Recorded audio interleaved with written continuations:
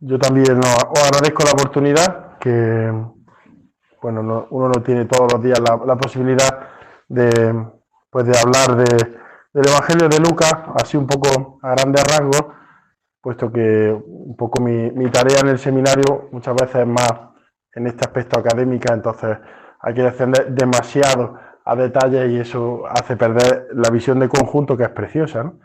Entonces, bueno, pues me alegro de poder estar hoy con vosotros. Si os parece, empezamos en nombre del Padre, del Hijo y del Espíritu Santo. Amén. Ven, Espíritu Santo, llena los corazones de tus fieles y enciende en ellos el fuego de tu amor. Envía, Señor, tu Espíritu y serán creados.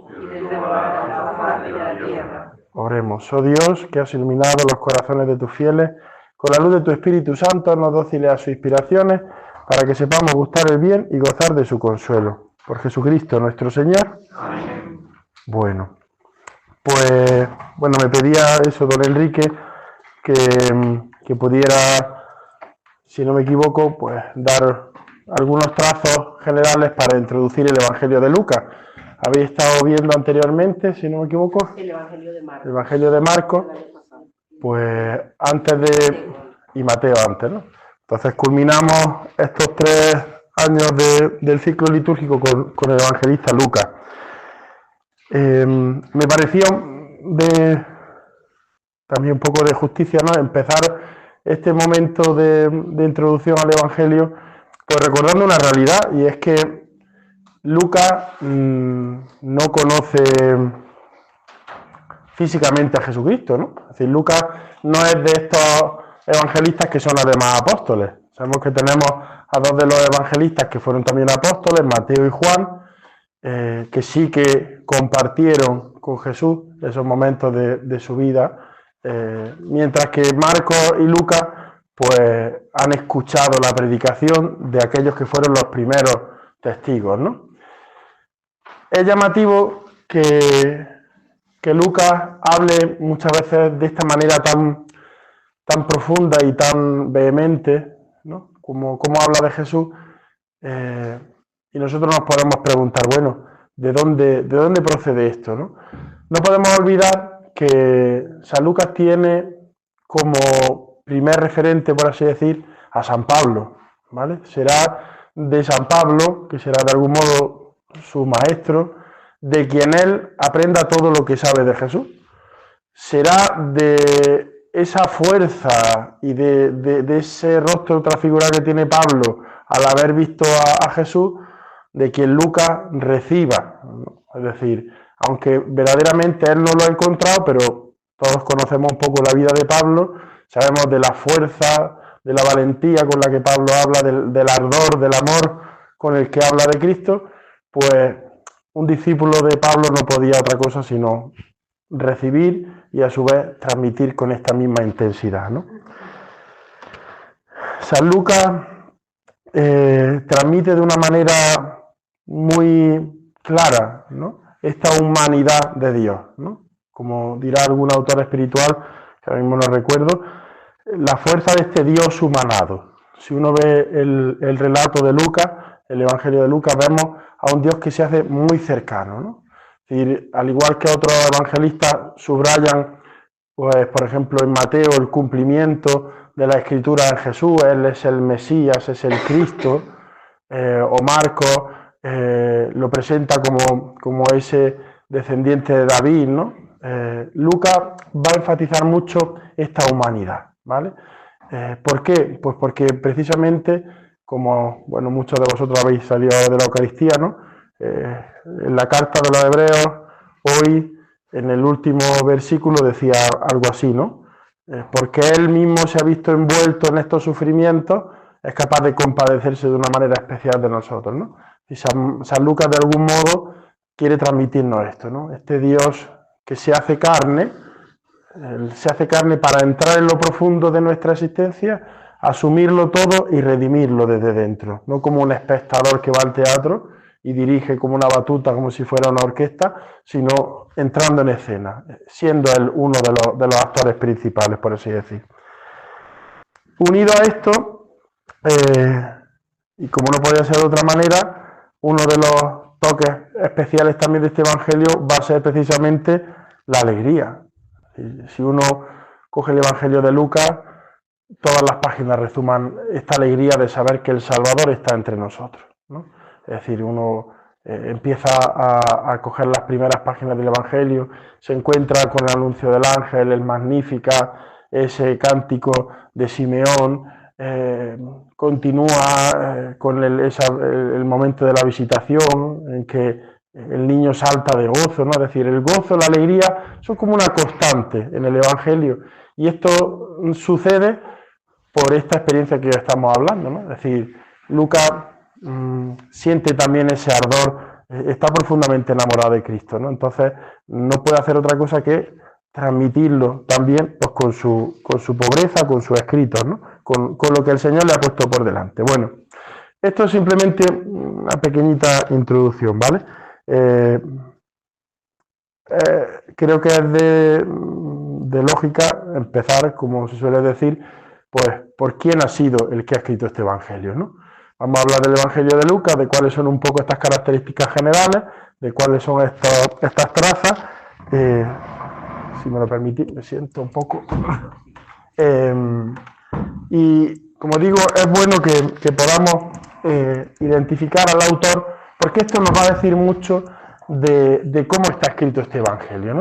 Si no podemos pasar por alto, pues que como hombres que somos, escribimos muchas veces condicionados por el lugar y el contexto en el que nos encontramos, y también por la educación que hemos recibido, el lugar donde se ha desarrollado un poco nuestra vida, ¿no? No es lo mismo haber nacido en España, aquí en Granada, en el siglo XXI, que en la Granada del siglo XVI, o haber nacido en el mismo siglo, pero en Australia, o en Rusia, o en Ucrania, ¿no? Mientras que unos están en guerra, otros a lo mejor están pues directamente en otro horizonte vital. Bueno, todo esto configura también el modo de enfocar ciertas cosas, ¿no?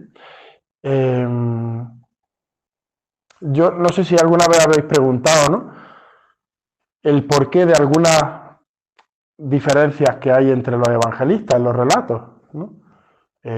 Porque ciertamente la hay. Es decir, cada evangelista tiene sus particularidades, ¿no? Incluso los mismos relatos a veces tienen ligeras diferencias, ¿no? En algunos relatos, por ejemplo, de curación aparecen 2 ciegos, en otro aparece solo uno. En algunos relatos, por ejemplo, cuál es la bienaventuranza, un evangelista lo sitúa en la montaña, mientras que otro lo sitúa en la llanura. ¿A qué se deben todas estas cosas? Pues mira, esto se origina por una cuestión muy sencilla. En primer lugar, las divergencias proceden también de la intencionalidad con la que se escribe el Evangelio, ¿no? Cuando los evangelistas se disponen a poner por escrito el material que han recibido de Jesús, es decir, las cosas que saben de su vida, sus dichos, ellos tienen presente la comunidad a la que se están dirigiendo. Y ellos, digámoslo así, componen el Evangelio. Esto no quiere decir que se inventen las cosas, sino que ordenan lo que saben para intentar darle, de algún modo, una sistematicidad, ¿no? Entonces, mientras que Marcos, por ejemplo, pues sitúa su Evangelio de una manera mucho más sencilla, pues a través de ese cumplimiento, como decíamos, Mateo engrosa la estructura que tiene Marcos, pues aumentando los diálogos que hay, el material discursivo. Lucas va a presentar todo su Evangelio de una manera muy particular, y es a través de la categoría del camino. Es decir, todo el Evangelio de Lucas se sitúa haciendo un camino hacia Jerusalén, ¿vale? Pero de esto hablaremos un poco más tarde para no perderme, porque la tentación es querer hablar de todo de golpe y eso no es pedagógico. Entonces, vamos a ver en primer lugar quién es el autor de este libro. Hemos de tener presente una cosa, y es que evidentemente en el tiempo en que se escriben los evangelios, no siempre la autoría era una cosa importante, ¿no? Hoy en día sí. Hoy en día, si yo escribo algo o hago algo, es bueno apuntalar bien los derechos intelectuales, de los derechos de propiedad, que nadie me los quite, ¿no? Para los evangelistas no existe esta historia, pues puesto que a ellos lo que les importa es que se conozca la persona de Jesús, no quién está transmitiendo esto. Con lo cual, este evangelio hemos de saber, y con esto, como digo, no resta autoridad al evangelio, pero hay que tenerlo presente. Cuando empieza a circular el evangelio de Lucas en las primeras comunidades, no aparece evangelio según San Lucas, ¿no? Sino que aparecía directamente el texto, ¿no? ¿Cómo y por qué llamamos nosotros a este evangelio escrito según San Lucas? Pues mira, normalmente cuando se intenta atribuir un libro de esta antigüedad y de esta categoría, por así decir, hay que buscar lo que se llama la crítica interna y la crítica externa, ¿no? Y la crítica interna es qué datos nos da el libro sobre su autor, ¿no? Es decir, si su nombre no aparece explícitamente para atribuírselo, ¿cómo sé yo que este evangelio está firmado, por así decir, o bajo la autoría de Lucas? Pues en primer lugar, por los rasgos que vemos a través de la escritura. Es decir, vemos un evangelio escrito por un hombre del cual se percibe que tiene un contexto helenístico, un contexto griego, ¿no? Es decir, una persona que se ha formado no en Palestina, sino que su modo de entender la realidad, su modo de entender la vida es el propio de una persona griega, de lo que nosotros llamaríamos un pagano, que ha conocido a Jesucristo, pero que toda su vida se ha ido desarrollando en el paganismo, ¿no? Sabemos también, por el modo de escribir, que es una persona culta, porque el griego de San Lucas es un griego ciertamente cuidado. Yo recuerdo cuando llegué a Roma a estudiar Sagrada Escritura, bueno, había muchas de estas cosas que siempre las había escuchado en el seminario y cuando nos las explicaban, pero bueno, como que uno que las aceptas por fe, pero tampoco terminas de entender muchas veces el porqué, ¿no? Ciertamente cuando ya nos diera un poco los rudimentos para empezar a traducir con soltura, y lo primero que traducíamos en griego era el Evangelio de Marcos. Claro, después de haber aprendido hebreo, haber aprendido griego, empezábamos a traducir el Evangelio de Marcos y decía, ahora lo he entendido, ¿no?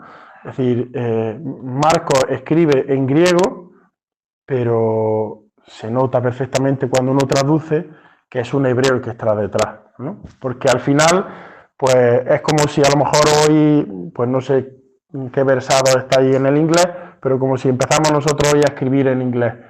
Pues podemos escribirlo muy bien, pero no es nuestra lengua materna. Y el que conoce la lengua se da cuenta que hay giros lingüísticos, términos, formas que dice, está muy bien, pero no es tu lengua, ¿no? Entonces nos damos cuenta cómo detrás de Lucas hay una persona, como digo, que sabe escribir bien, que utiliza una jerga, unos términos, unas palabras que son propias de un griego ciertamente cultivado, ¿no?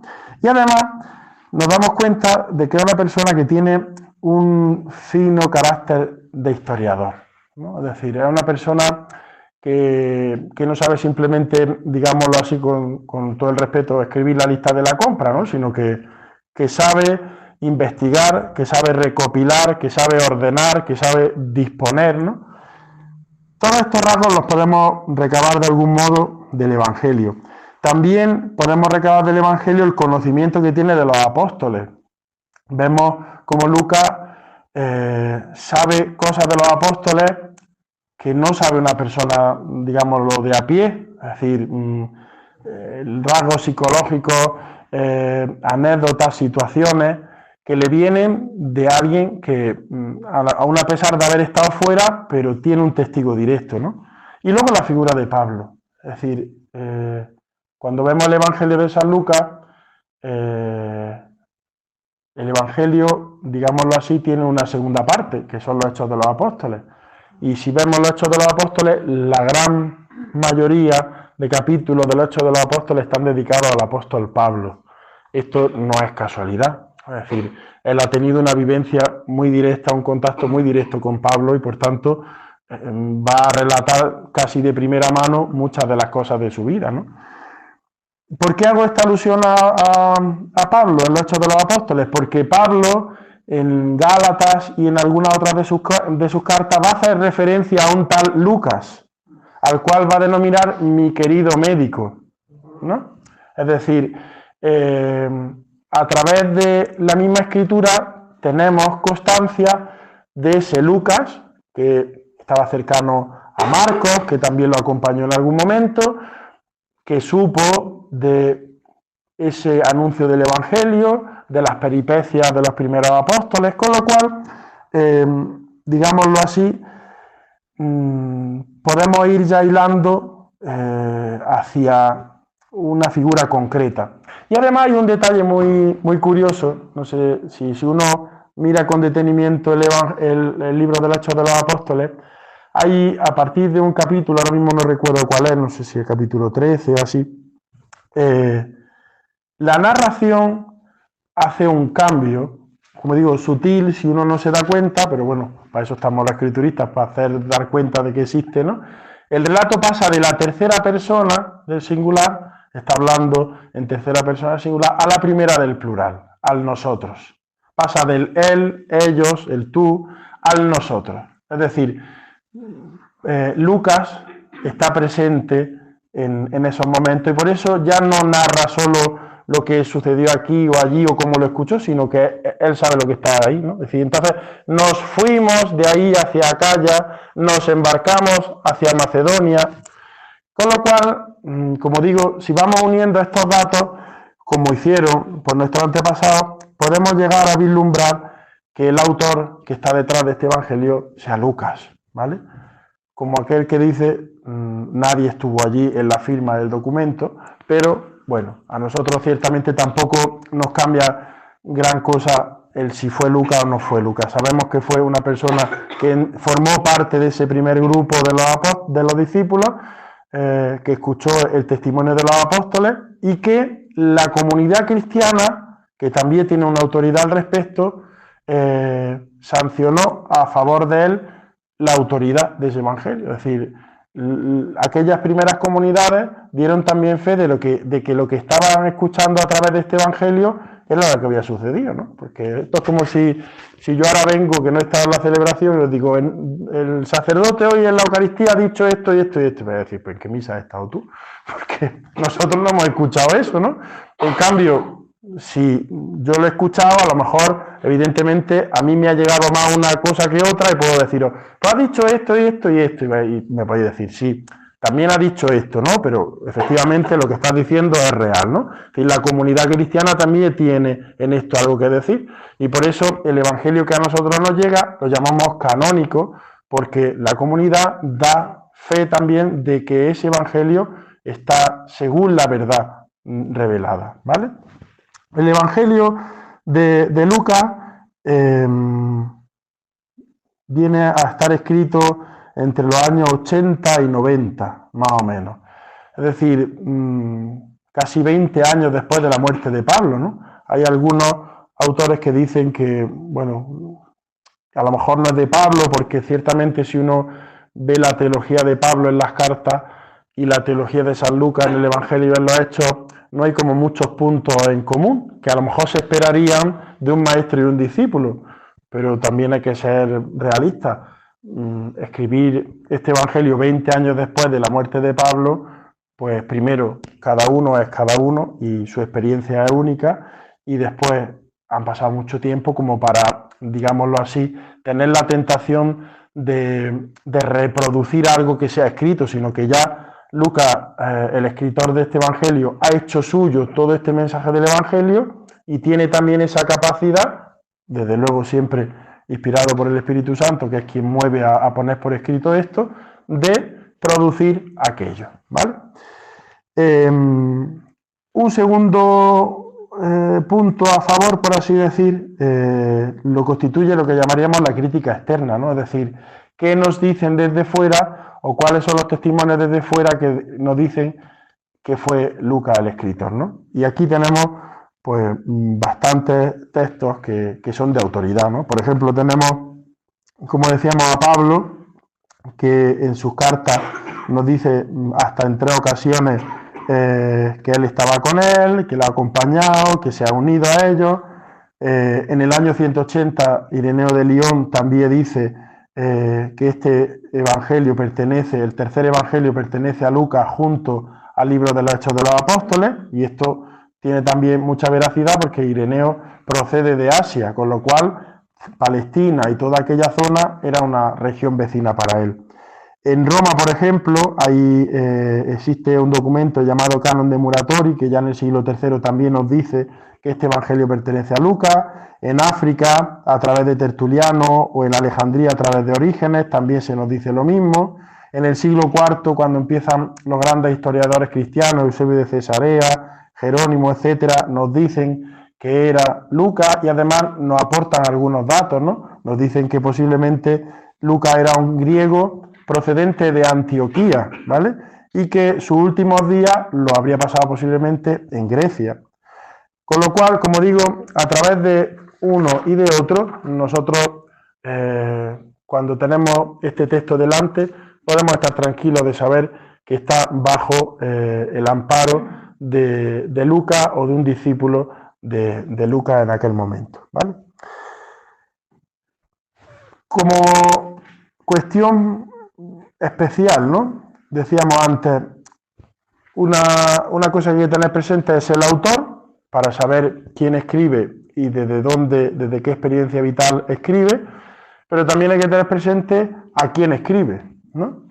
En los evangelios tenemos que tener presente que se conciben también, digámoslo así, muy a grandes rasgos, como una gran catequesis, ¿no? Entonces, no es lo mismo escribir una catequesis para un niño que para un adulto, que para un adolescente, pero ya ni siquiera en el rango de edad. Es decir, no es lo mismo escribir una catequesis, pues, y lo digo con todo el respeto porque soy de pueblo, para una persona que vive en un ámbito más rural, que para una persona que vive a lo mejor en la ciudad, o para una persona pues, que vive en la selva, o para una persona que vive en los Alpes, ¿no? Es decir, hay ciertas cosas pues, que hay que tener presentes, ¿no?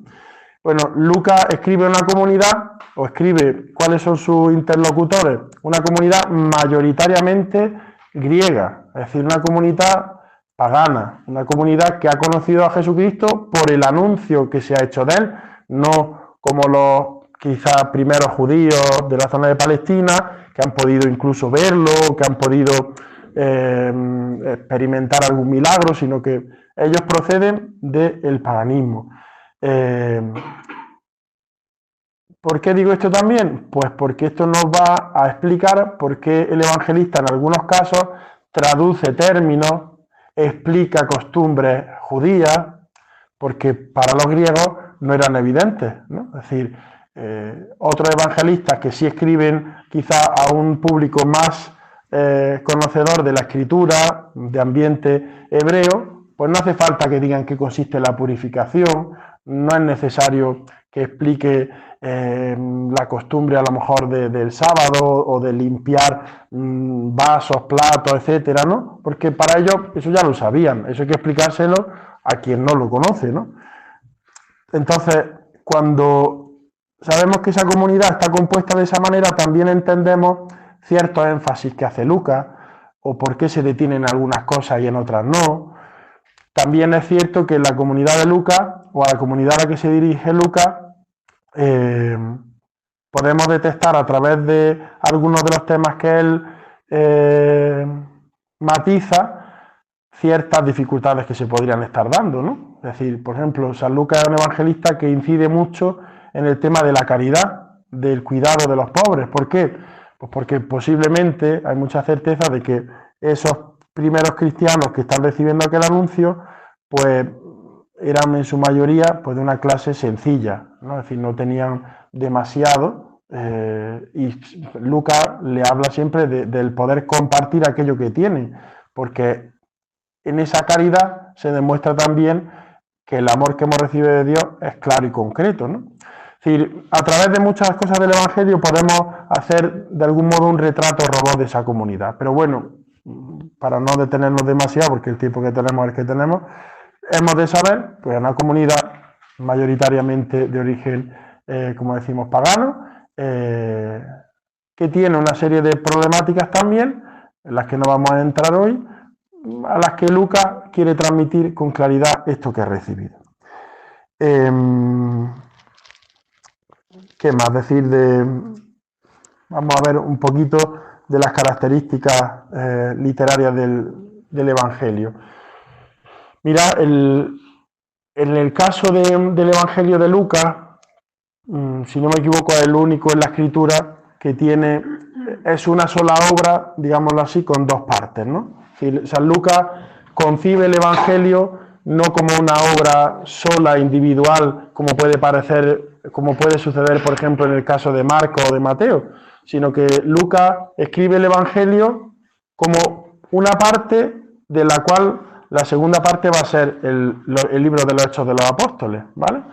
Es una unidad literaria. De hecho, si uno, digámoslo así, hace un poco vista de pájaro de ambas obras, se da cuenta de que esta categoría de la que hablaba antes, que hablaremos ahora con más detenimiento, del camino teológico, vemos cómo aparece, ¿no?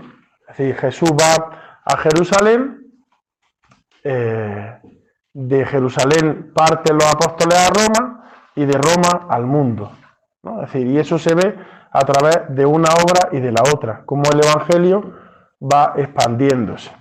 Bueno,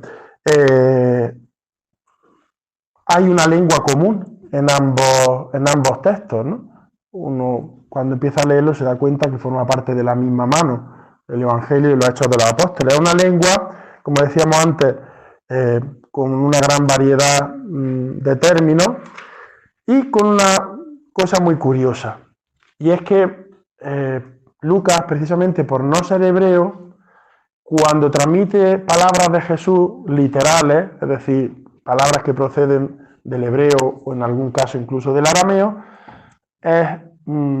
Lucas es muy respetuoso y no cambia nada porque no sabe la lengua y no se atreve a tocar eso para no adulterarla, ¿no? Entonces, cuando transmite palabras literales de Jesús, las transmite como son, ¿no? Es decir, no hace ningún adorno, no hace ningún cambio, sino que así como son, ¿vale?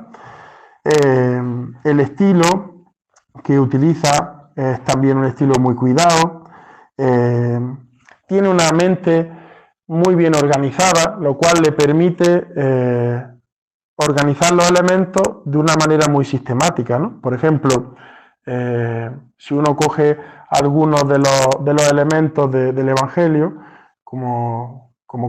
imagino conocéis la Biblia de Jerusalén, que tiene los paralelos al lado, hay muchos elementos que en otros evangelios tienen saltos, ¿no? Y San Lucas intenta que las cosas sean claras, ¿no? Es decir, presentar una versión lineal, propia, como decíamos, de un historiador, ¿no? Es cierto que el orden que suele seguir San Lucas, más que cronológico, es didáctico, ¿no? Es decir, él intenta que pueda haber una progresión, que pueda haber un aprendizaje, un crecimiento, una maduración a través del seguimiento del camino de Jesús, ¿no? Pero, como digo, sigue teniendo esa parte, ¿no? Por ejemplo, hay algunos de los eventos que suceden en la vida de Jesús que en el Evangelio de Lucas vienen precedidos a lo mejor por una introducción, por un prólogo o por una conclusión, o vienen enmarcados, por ejemplo, todos los discursos juntos para que pueda seguirse de una manera más clara, ¿no? Voy a leer, para que nos hagamos una idea, el primer versículo del Evangelio. Dice así: puesto que muchos han intentado narrar ordenadamente las cosas que se han verificado entre nosotros, fijaos, él da constancia de que hay muchos que han intentado narrar ordenadamente estas cosas. Dice, tal como nos las han transmitido los que desde el principio fueron testigos oculares y servidores de la palabra, es decir, esos apóstoles, esos primeros discípulos, la tradición en el fondo.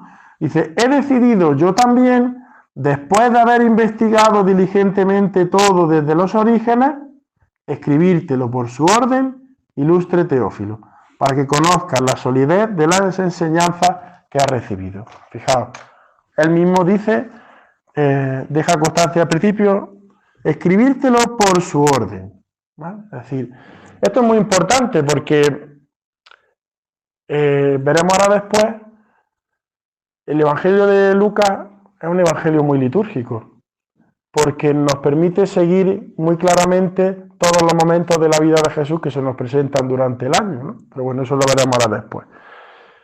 En este primeros versículos dice una cosa el evangelista también. Dice que se lo escribe a un tal Teófilo. Decíamos antes que la comunidad a la que se dirige, ya la hemos descrito, no vamos a redundar en eso. Dice, ¿por qué si yo he hablado de eso, habla ahora de este Teófilo? Pues mira, hay dos posibles explicaciones, ¿no? Es decir, la primera es que como está redactado, ¿no? Es decir, por esta decisión de Lucas de poner por orden todo, de algún modo la dirige a este ilustre Teófilo, es decir, un posible noble con este nombre, para que reciba una cierta autoridad, ¿no? Es decir, para que este Teófilo pueda hacer como de mecenas, ¿no? Es decir, que pueda de algún modo apadrinar este libro, esta causa, para poder también difundirla, ¿no? Pero yo me inclino más por otra interpretación que también dan los expertos al respecto. Teófilo es un nombre que algunos dicen que llaman técnicamente teóforo, es decir, es un nombre que lleva dentro de sí un significado, es decir, que no se está refiriendo solo a una persona, sino al sentido que tiene ese nombre, ¿no? Teófilos es el que ama a Dios, ¿no? Es decir, Lucas está escribiendo este evangelio a todo aquel que ama a Dios, a todo aquel que quiere a Dios, ¿no? Es decir, esto, como digo, nos ofrece quizá un horizonte mucho más amplio, ¿no? Más propio también de Lucas, que como digo, narra ese evangelio que se expande a los confines de la tierra, ¿no? Bueno, hablando de estas características literarias, decíamos que construye también su evangelio de una manera muy original, ¿no? ¿Por qué? Porque si uno ve un poco la estructura del evangelio, así a grandes rasgos, pues viene siendo una introducción, los evangelios de la infancia, unos dísticos que hay ahí con algunas narraciones, la actividad de Jesús en Galilea, el camino a Jerusalén y luego por último aparecen pues, los relatos de la pasión y la resurrección, ¿no? Ese de algún modo es como el esquema general del evangelio. Pero lo que verdaderamente une todo es precisamente este camino, el camino que hace Jesús a Jerusalén. Hasta en 3 ocasiones en el Evangelio subirá Jesús a Jerusalén. Si uno coge algunas de estas citas que las tengo por ahí, por si alguno las quisiera, por ejemplo, en Lucas 9, versículo 51, Lucas capítulo 13, versículo 22, el capítulo 17, versículo 11, vemos cómo él da constancia de que Jesús va a Jerusalén, de que vuelve a Jerusalén, de que sube a Jerusalén, ¿no? Normalmente con motivo de la fiesta, evidentemente, pero ¿por qué utiliza esta categoría? Porque no es simplemente una situación geográfica, no es simplemente una indicación para saber por dónde se está ubicando Jesús, sino que quiere introducir al lector en esa progresión del conocimiento de Cristo, en esa maduración que tiene que ir haciendo todo cristiano para poder abrazar la fe, ¿no? Es decir, a través de este camino, Lucas va a señalar de una manera muy clara, si no me equivoco es el evangelista que lo señala de una manera tan clara, va a señalar las etapas de la historia de la salvación. Es decir, a través del evangelista Lucas vamos a ver cómo en ese camino se refleja el Antiguo Testamento, ¿no? Las promesas de Dios que se cumplen en Jesucristo, cómo va a aparecer el tiempo de Cristo, el resucitado, y el tiempo de la Iglesia, el tiempo de aquellos que han contemplado la resurrección, han contemplado el resucitado y han llevado su obra adelante, ¿no? ¿Qué más deciros del Evangelio de Lucas? Bueno, su obra completamente está iluminada de una manera especial por el Espíritu Santo.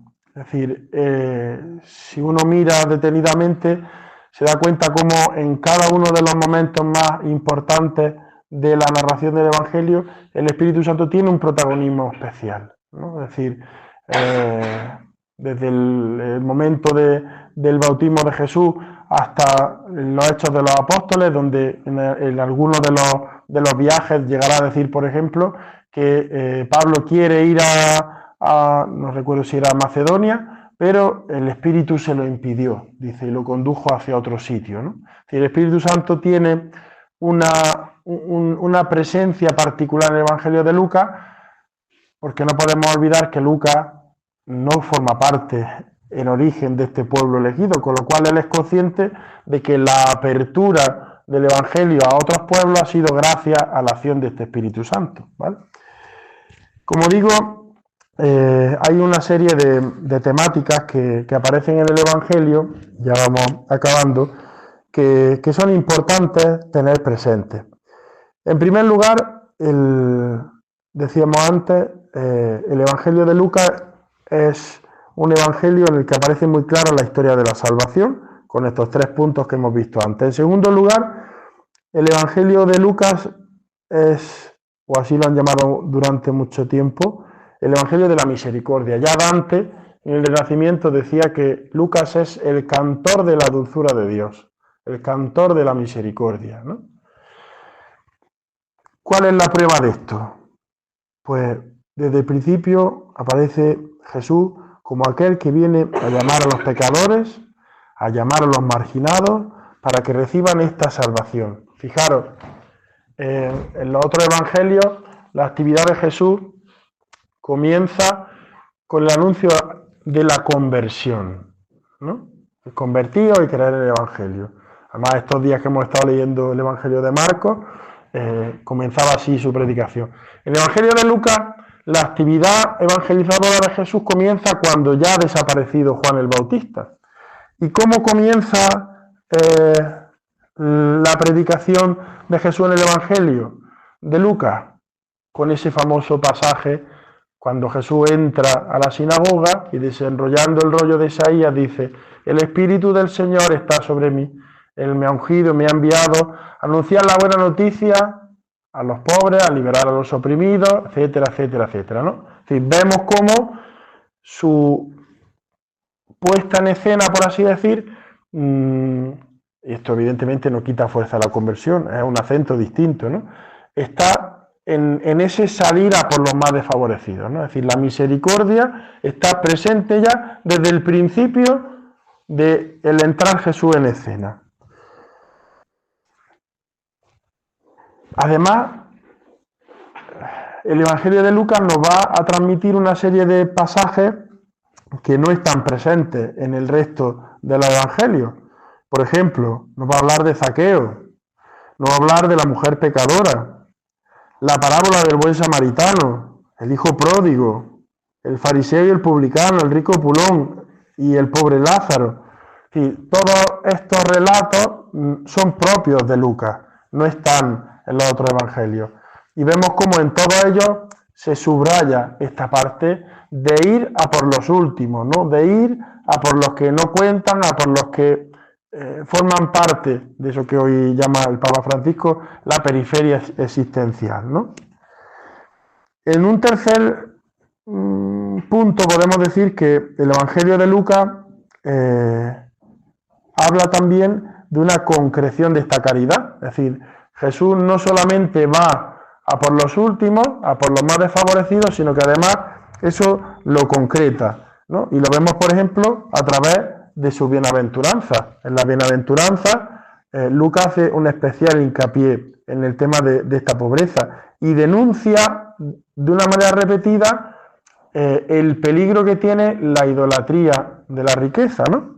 Y además, en este dualismo, por así decir, de riqueza y pobreza, Lucas va a dejar también claro, y quizá aquí vemos también una influencia paulina, de cómo él, el Señor, el Kyrios, esta palabra que utiliza, que la entienden muy bien los griegos, se ha bajado ¿no? Dirá San Pablo con otras palabras, el que siendo igual a Dios se ha rebajado haciéndose uno de nosotros, ¿no? Y para enriquecernos con su pobreza. Bueno, pues esto en el Evangelio de Lucas se ve también de una manera quizás más clara que en otros momentos. Y luego, el último de los rasgos de este Evangelio, podríamos decir que es un Evangelio litúrgico, porque va marcando desde el principio todas las etapas de la vida de Jesús. Es decir, vemos cómo aparece la infancia, los dos primeros capítulos, que los leemos en Adviento y Navidad, va pasando por toda su actividad en Galilea, llega, bueno, pasa también en ese Evangelio de la infancia por el momento en que Jesús es perdido y hallado en el templo, la actividad en Jerusalén, la predicación, la pasión, muerte, resurrección, ascensión, y fijaros, Lucas es el único que nos da cuenta de esos 40 días que median entre la resurrección y la ascensión. El resto de evangelistas sitúan inmediatamente resurrección, ascensión a los cielos. Lucas dice que median 40 días entre uno y otro. Jesús resucita y resucitado se aparece continuamente a los suyos durante ese tiempo. Pasados esos 40 días, asciende a la derecha del Padre y después será Pentecostés, ¿vale? Esto, el único que nos da cuenta es Lucas. Por eso lo de llamarlo de algún modo un evangelio litúrgico, ¿vale? ¿Qué más cosas decir del evangelio de Lucas? Bueno, pues yo acabaría simplemente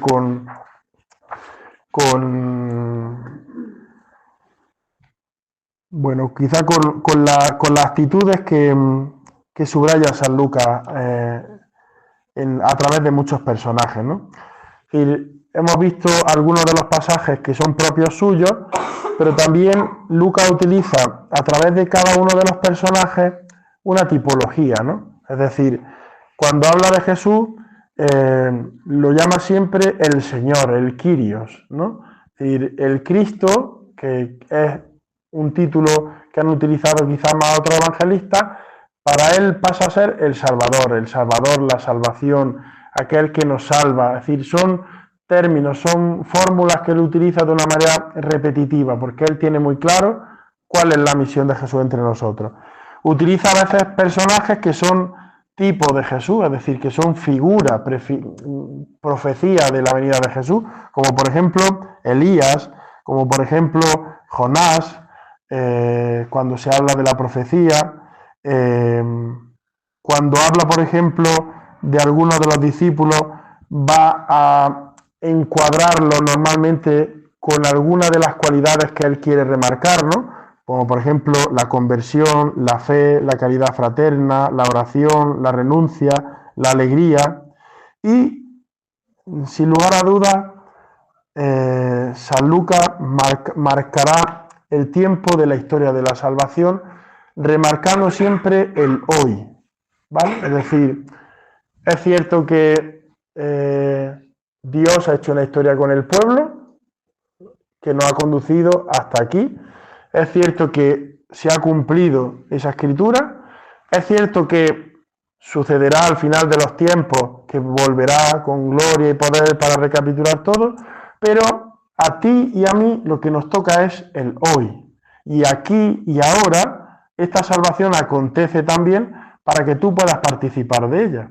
Es decir, vemos también que el evangelista Lucas, a pesar de algún modo de ese carácter histórico, por así decir, tiene muy claro que lo que importa, por así decir, es que tú hoy, aquí, en lo que se te propone por delante, puedes decir sí a esta historia que Dios hace, ¿no? Eso es tremendamente importante y, como digo, es una de las cosas que nos va a transmitir este evangelista. Bueno, yo en principio con esto me doy por satisfecho. No sé si he conseguido ser lo suficientemente claro y ordenado como pretendía. Si tenéis alguna duda o pregunta, pues para eso venid, ¿vale? Y nada, pues pedirle al Señor que ante todo y sobre todo, pues sea su palabra la que haya quedado entre nosotros.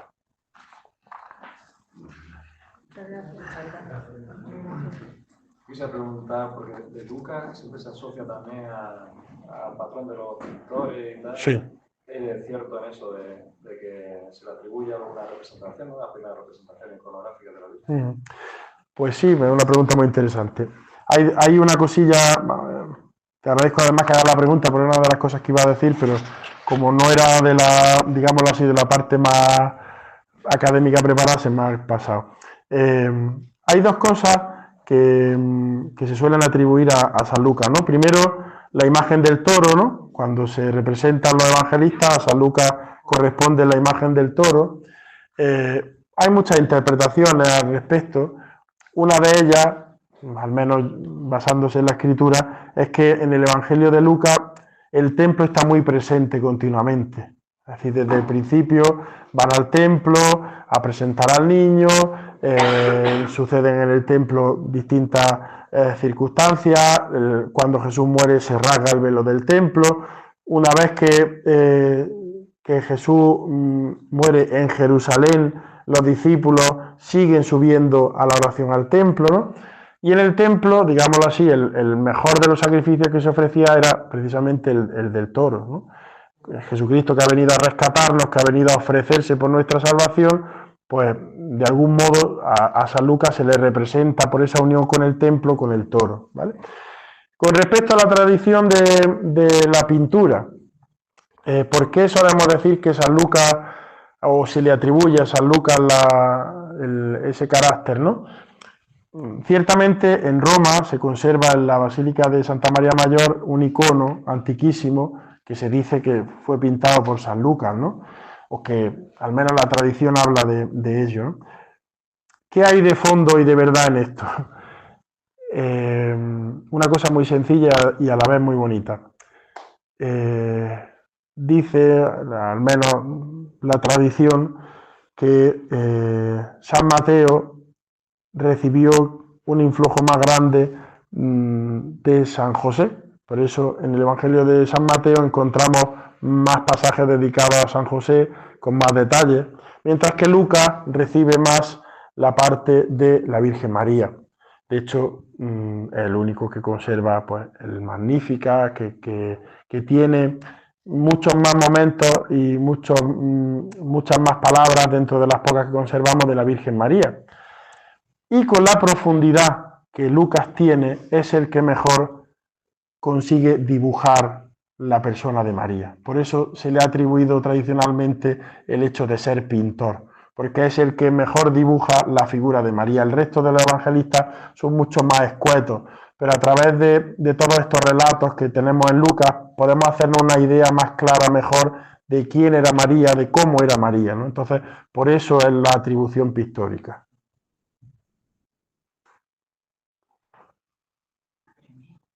Yo también tenía, ahora que has destacado esto de la Virgen, porque siempre me ha llamado la atención que es verdad que prácticamente es de este Evangelio de Lucas que tenemos más, sí, nos quedan incluso expresiones, vivencias de la Virgen, que se sabe que el centro de los Evangelios no era María, era Jesús.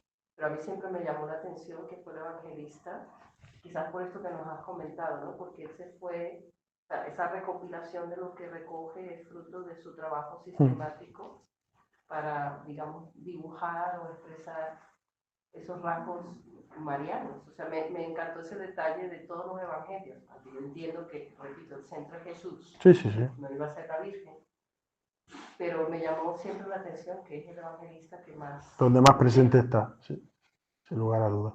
Sí, además, a ver, esto ya me salgo de la parte académica, pero a mí me parece también bonito pensar, ¿no? Un San Lucas que vive, sabemos que San Juan vivió mucho más porque era el más joven, ¿no?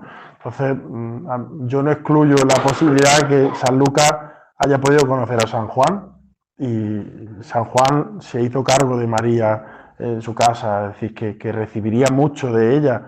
Y cierto es que San Juan, por su forma de escribir, que es mucho más mística, más alegórica, hay ciertas cosas que a lo mejor no las transmitió así, pero nadie excluye que haya podido contarle mucho el mismo Juan a Lucas de lo que ha vivido con María, ¿no? En ese afán de investigar y de saber qué ha ido, qué ha venido, en muchos de estos viajes que ha hecho con San Pablo, pues nada excluye que haya podido tener certeza de algunas de estas cosas, ¿no?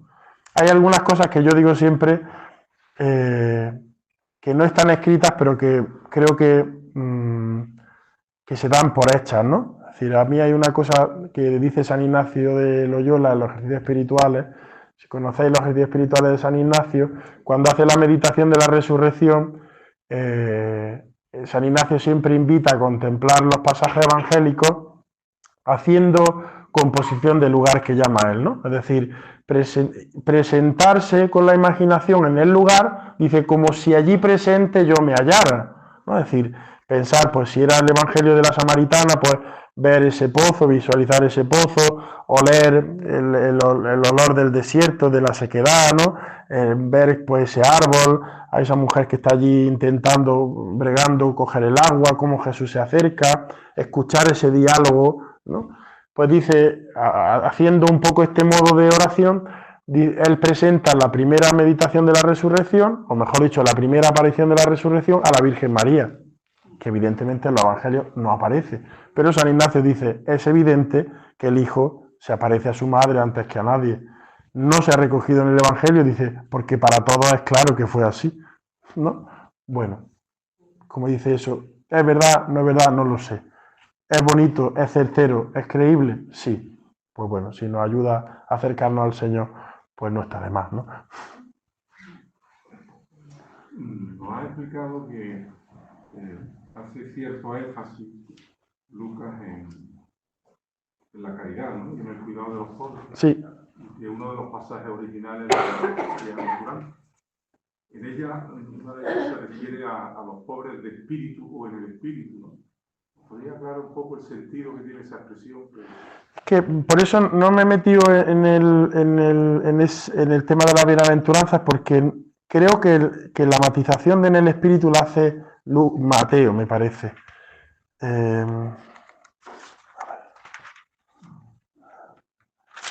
Bueno, de todas maneras, aunque sea de Mateo y no sea de Lucas, la matización de en el espíritu es precisamente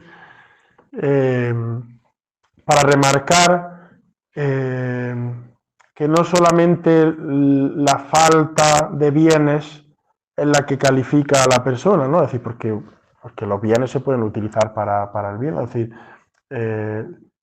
Dios no quiere la miseria. Es decir, la pobreza y miseria son dos cosas distintas, ¿no? Si uno ve la Escritura, en muchos de los pasajes del Antiguo Testamento, cuando Dios bendice, la bendición viene acompañada de riqueza, ¿no? De bienes, de abundancia, ¿no? ¿Cuál es la diferencia? Pues que la pobreza, digámoslo así, es una opción personal, ¿no? Es decir, el no estar aferrado, por así decir, o no poner el corazón en cosas de este mundo, sino saber que está en Dios, ¿vale? Entonces, la matización en el espíritu viene marcada por eso, ¿no? Por decir, bueno, yo puedo tener ciertas comodidades o tener cierta abundancia, pero mi corazón no está en esto, ¿no?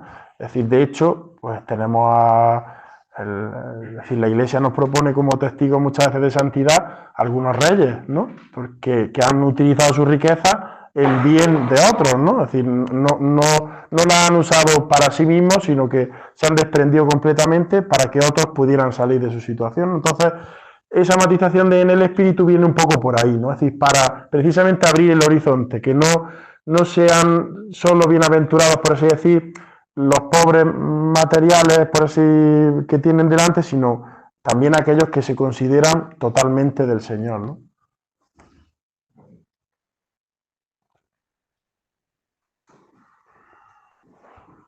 ¿Nos vamos? Como queráis. Bueno, pues le damos gracias al Señor y, como decíamos, pues siendo este Evangelio tan especialmente mariano, pues vamos a rezar juntos una Ave María. Dios te salve María, llena eres de gracia, el Señor es contigo, bendita tú eres entre todas las mujeres y bendito es el fruto de tu vientre Jesús. Santa María, Madre de Dios, ruega por nosotros pecadores, ahora y en la hora de nuestra muerte. Amén. María, Madre de la Iglesia, ruega por nosotros.